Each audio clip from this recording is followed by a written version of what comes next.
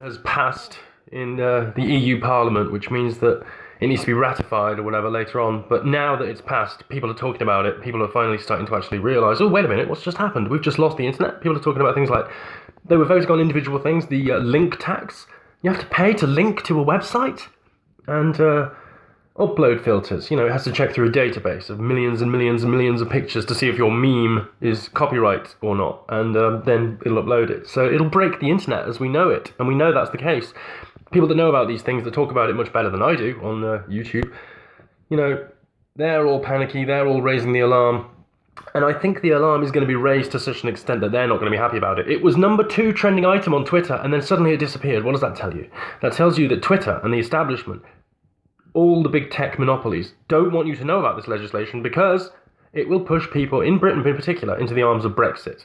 I see people now on Twitter saying, oh, I regret voting for Remain, I did this, let's just get out now. They want Brexit now more than ever.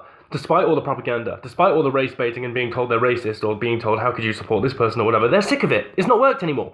People are now woken up, basically, and they're looking at this thing that's already passed and saying, oh, this shouldn't have passed. What the hell is the EU doing? And people should be shouting at people like Eddie Izzard, etc., for saying, why do you think the EU is liberal? Why are you talking to horrible Democrat people like Joe Biden, etc., on Twitter? He's now just a politician, Eddie Izzard. He's a horrible person. And Jim Carrey, yeah, socialism's so good, isn't it? Because of Venezuela, you rubber-faced twat. But I digress. It might have passed in Parliament today, but now people are waking up and finding out what's just happened. I don't think it will survive in the long run. I honestly don't. There's a lot of kind of small organisations talking about it. They're realising that their work is in jeopardy now. And people like Philip DeFranco and various big, huge YouTubers, they're realising they won't be able to have a YouTube channel because, you won't be able to film things with a building in the background. If you don't own that building, you won't be able to film it because it's copyrighted or whatever. There's absurd copyright provisions which they've tried to pass for years and years and years and years in different forms, SOPA, PIPA, ACTA, and the ACTA, there was a big protest in the Polish parliament. People were dressed like in the Guy Fawkes masks and everything, and eventually it got shot down, and then it came back in the form of TTIP, and then we fought it all over again, and that got shot down, and now it's come back in the form of Article 11 and Article 13, and it hasn't got shot down.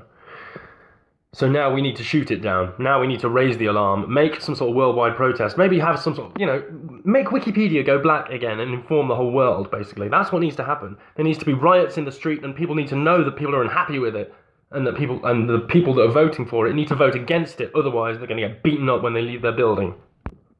Because this is terrible. This cannot be allowed. This is what the corporations want. This is what all the, MPAA and the music regulatory bodies and things want. They're all tweeting about it like it's a good thing. Wired magazine tweeting about it like it's a good thing. All the establishment propaganda rags tweeting about it like it's a good thing. Oh, it ensures creators protections. No, it ensures the monopolies. It gets rid of all the small people. It basically wipes out the internet, all people from communicating. It stops people from winning elections again because we can't meme, and that's how we won the war last time. And basically kills the internet, kills communication. It allows a Netflix type internet with just endless guff, endless shows just, to watch.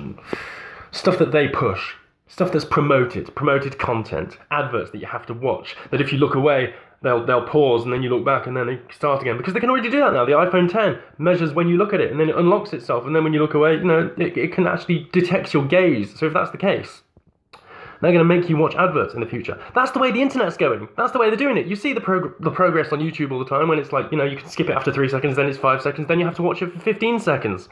Those adverts. I remember when there was no adverts on YouTube. It's supposed to be a content creator's platform. It's not supposed to be another Netflix. Don't let it just become an avenue to push their propaganda programming. Everyone needs to know about Article 13. It affects everyone, not just the UK, everyone in Europe. That means they should all get their own individual version of Brexit, which the EU is now readily taken away from Hungary. They're not allowed to leave, obviously. And Netherlands, next time they need a Nexit, which Geert Wilders is talking about. But we need to actually Brexit, proper Brexit now, because this legislation, which passed today, is going to kill the internet in a way that we cannot allow. And, people that voted Remain, you caused this to the UK. I hope you're happy with everything that's happened. But you've got a chance to make amends. Because if there is a people's vote, if there is another vote, which it seems like there might be, you can vote against what they expect you to vote and just vote for Brexit. Vote to leave. Vote to leave and we won't get this legislation necessarily, and it won't affect our internet, and we might even still have a free and open internet, even if there is no net neutrality. And there never was. That was always a lie.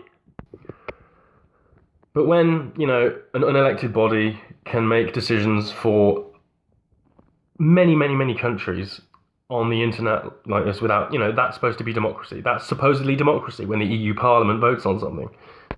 There is no accountability whatsoever. That is why they are hiding Article 13 on Twitter and in the news. They're not mentioning it. They don't want people to know about Article 13 because they know it will push people into the arms of Brexit.